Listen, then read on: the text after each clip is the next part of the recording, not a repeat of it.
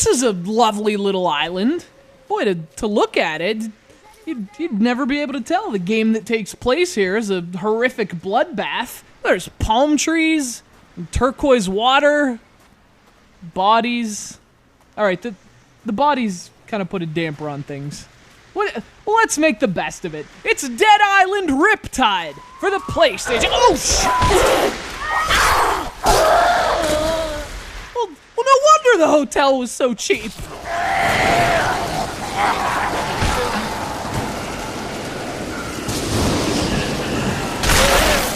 I'll tell you what else is cheap. Games about zombies. They're about a dime a dozen these days. What with the economy and exchange rates, that's even cheaper than it sounds. Thing is, Dead Island Riptide is actually a bit different. One, it uses contrast really well, violently splattering blood and gore all over a tranquil island landscape. And two, somehow manages to make the undead, well, boring.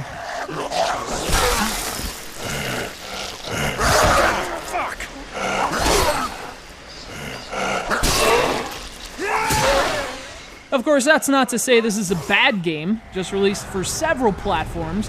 Riptide certainly has its moments. The game's interesting not only for its design, which combines a first-person action RPG with a bloody bucketful of survival horror, but also for its concept. The zombie apocalypse has finally come, and you get to spend it in paradise. Or at least what was once thought of as paradise. Turns out, even in death, people like the beach.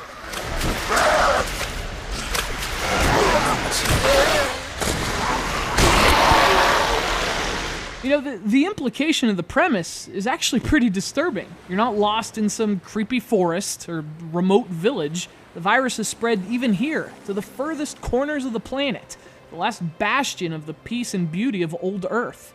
It's a cool idea. Too bad the game doesn't think so. Instead, it tells a convoluted story that's anything but interesting, led by a cast of stereotypical and wholly unlikable characters. Get your hands off me! What the hell? What is going on here? Get off me! Get it off me! Get it off! Fortunately, you can skip the poorly acted and written cutscenes and skip straight to the gameplay. Unfortunately, there are problems to report there, too. It's not necessarily the gameplay itself, though. Riptide goes for the use anything you can approach when it comes to combat. You can pick up tons of different weapons. And not only that, you can also upgrade them and even modify them.